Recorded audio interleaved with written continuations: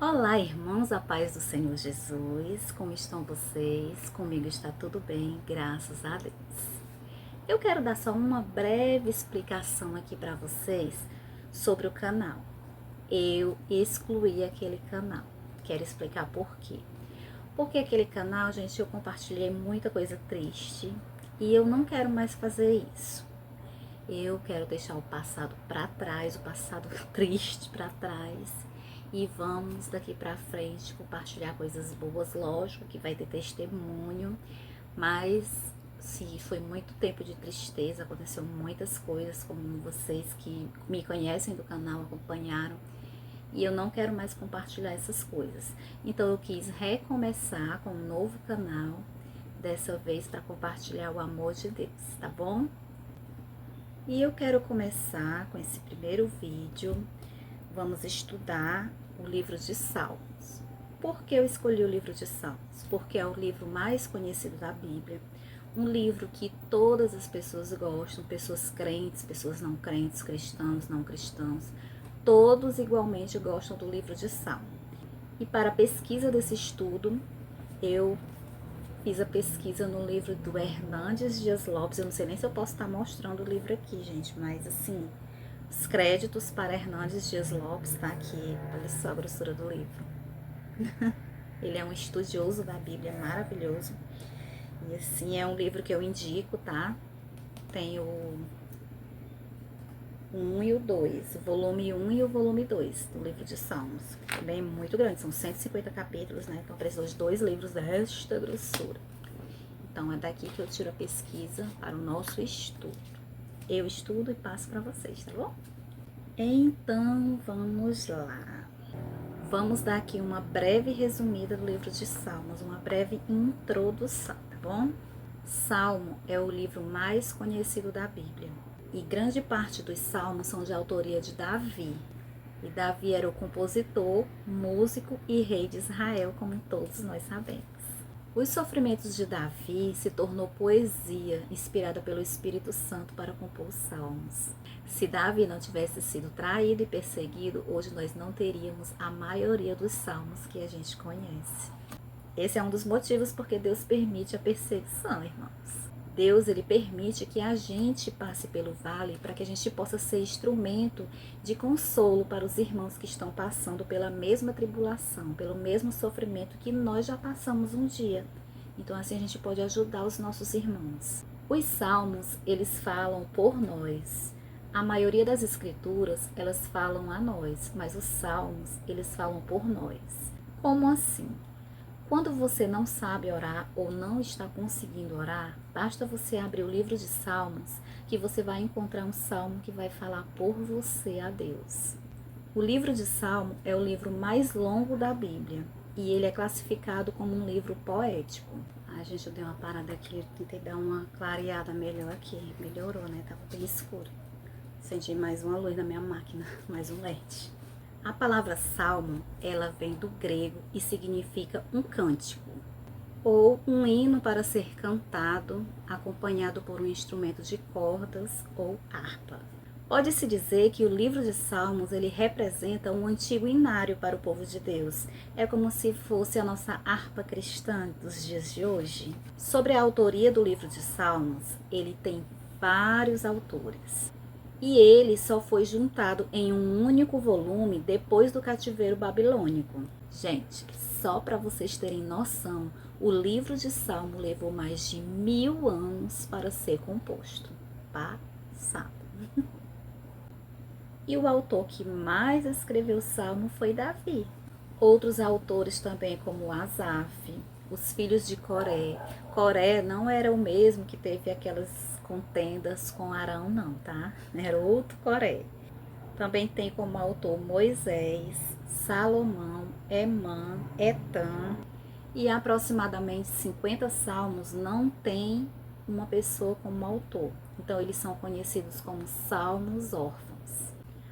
Por que será que o livro de Salmo é um livro que todo cristão gosta? Porque é um livro fácil de ler e de se entender. Como eu disse no início, ele é um livro que ele fala por nós. Então, vamos começar a falar do Salmo 1. Esse salmo é como se fosse o resumo de todo o livro de Salmos, porque ele relata a grande diferença entre a felicidade do justo e a infelicidade do ímpio, mostrando que o justo continua mostrando a sua alegria mesmo nos tempos de seca. Já o ímpio, ele é seco como uma palha que voa com o vento. Esse salmo ele revela o caminho de duas pessoas, o caminho do ímpio e o caminho do justo. Dois homens, dois destinos. Então vamos ler aqui Salmo 1, do 1 ao 3, que vamos falar primeiramente da vida do justo. Bem-aventurado o varão que não anda segundo o conselho dos ímpios, nem se detém no caminho dos pecadores, nem se assenta na roda dos escarnecedores. Antes tem o seu prazer na lei do Senhor, e na sua lei medita de dia e de noite. Pois será como a árvore plantada junto a ribeiros de águas, a qual dá o seu fruto na estação própria, e cujas folhas não caem, e tudo quanto fizer prosperará. A gente vai destacar primeiro que o justo, ele é feliz por aquilo que ele evita. Então, não basta somente a gente ler as escrituras, a gente tem que também evitar as coisas erradas. Aqui o salmista, ele relata 3 tipos de lugares que o justo não pode andar. Vamos tirar a palavra justo e botar a palavra cristão. Então, ele relata 3 tipos de lugares, 3 tipos de pecados que estão à disposição do cristão e que o cristão deve evitar. Esses versículos, eles nos ensinam que o cristão deve evitar ouvir a opinião do ímpio, deve evitar o estilo de vida dos pecadores e de se associar com os escarnecedores. Nós não devemos olhar para o ímpio como uma fonte de sabedoria. A nossa fonte de sabedoria está na palavra de Deus. Diariamente, o mundo está fazendo uma lavagem cerebral na vida das pessoas e dizendo para elas que a verdadeira felicidade está nos prazeres da carne. Ô irmãos, se a gente for ceder a todos os prazeres que a gente tem vontade, tadinho de nós. O pecado, irmãos, ele oferece primeiro o prazer, mas depois vem a dor do arrependimento. Já obedecer a Deus é ao contrário. Ele oferece primeiro a dor de ter que renunciar os prazeres da carne, mas depois vem uma alegria permanente dentro de nós.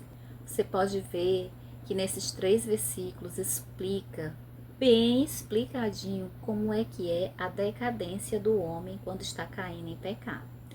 Primeiro ele fala que você não deve andar, nem se deter, nem se assentar.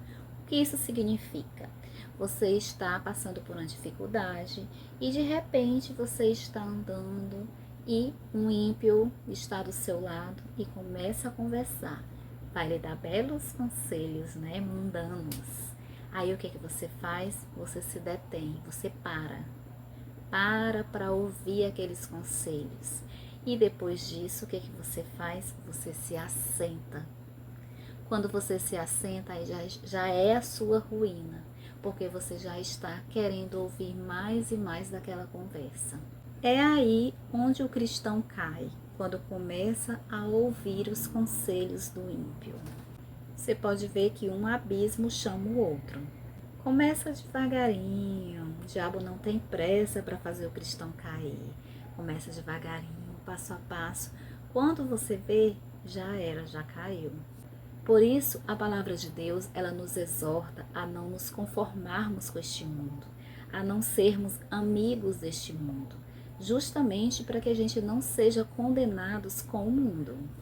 O versículo 1, ele fala que o cristão, ele é feliz por evitar o conselho dos ímpios. Mas quem é o ímpio? É aquele que não se importa com Deus, aquele que vive a sua vida como se Deus não existisse. Esse versículo também fala que o cristão, ele é feliz ao evitar o caminho dos pecadores. Quem é o pecador? O pecador é aquele que literalmente se rebela contra a vontade de Deus. Aquele que se aparta, não quer saber, não quer nem ouvir a palavra de Deus. Por isso, irmãos, andar nesse caminho largo é um caminho que lhe leva à perdição. É um caminho de prazeres imediatos, sim, mas o final é a sua condenação eterna.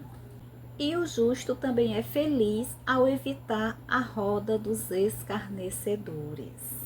Mas quem é os escarnecedores? Quem são os escarnecedores?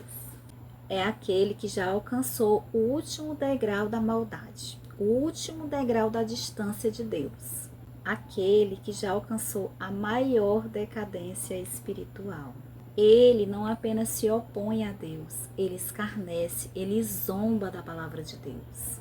Podemos perceber que o cristão é feliz por aquilo que ele faz.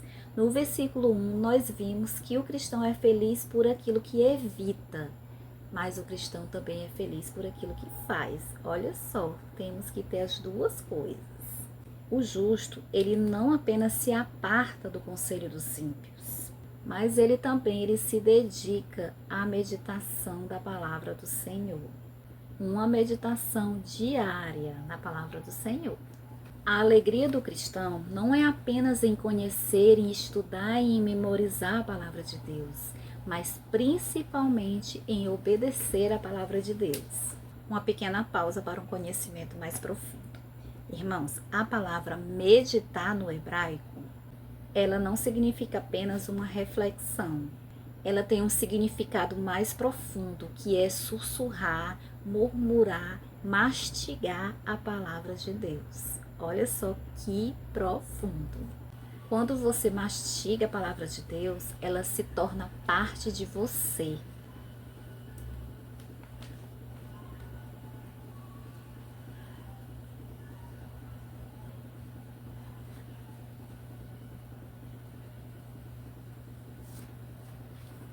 E você vai obedecendo a palavra de Deus, assim, quase que sem perceber. De repente você está ali numa situação que você nem sabia que iria reagir daquela maneira. Isso porque a palavra de Deus já está fazendo parte de você. No versículo 3, fala como é a vida do cristão. O cristão é como uma árvore plantada junto a uma corrente de águas. Se um ribeiro secar, sempre tem outro. A fonte da graça jamais seca. A partir do 4, o Salmo 1 fala como é a vida do ímpio. Vamos ler do 4 ao 6. Não são assim os ímpios. Está falando a diferença, né? Que o ímpio não é como o cristão. Está dizendo, não são assim os ímpios, mas são como a moinha que o vento espalha. Pelo que os ímpios não subsistirão no juízo, nem os pecadores na congregação dos justos. Porque o Senhor conhece o caminho dos justos, mas o caminho dos ímpios perecerá. Vamos entender? Os ímpios, eles são como a palha seca que o vento leva. Ele não nutre ninguém nem encanta aos olhos. Quando o vento vem, ele se espalha. Tanto os homens de palha como as suas obras de palha serão levadas pelo vento. Quando o dia do julgamento chegar, o Senhor, o justo juiz, separará o joio do trigo, os grãos da palha, e nenhum incrédulo poderá se reunir com o justo. No dia do julgamento final, Jesus dirá aos ímpios: Nunca vos conheci. Apartai-vos de mim, vós que praticais a maldade. Mateus 7:23. Forte, não é, gente? No versículo 5, a Bíblia vem nos dizer que os ímpios serão banidos da congregação dos justos. O que isso quer dizer? Quer dizer que hoje todas as congregações estão misturadas. Hoje o joio está junto com o trigo. Há demônios dentro das igrejas. Mas as máscaras cairão e os lobos não vão entrar com pele de cordeiro na congregação dos justos. Na congregação dos justos, eles serão banidos para sempre da presença de Deus. No versículo 6, a Bíblia vem nos dizer que o Senhor conhece o nosso caminho. Temos aqui 2 homens, 2 caminhos e 2 destinos. Um caminho leva à vida eterna e o outro caminho leva à morte eterna. Esse versículo, ele nos ensina que o nosso caminho está constantemente guardado e guiado por Jesus. O Senhor conhece o caminho do cristão. Nossa, e é um caminho estreito, mas é um caminho que leva à glória eterna. Mas o Senhor também conhece o caminho do ímpio. É um caminho largo e percorrido por muitos, por multidões, mas que serão queimados como a palha seca. Amém? Deu para entender direitinho esse estudo, deu para entender, deu para mastigar bem o Salmo primeiro. Conta aí nos comentários. Vocês gostaram desse estudo? Deu para entender? Eu preciso dos comentários de vocês para o canal crescer, tá bom? Então, espero que vocês tenham gostado desse vídeo. Comentem, curta, compartilha com quem vocês acham que precisa escutar este estudo. E fiquem todos com a paz do Senhor Jesus. Até o próximo vídeo.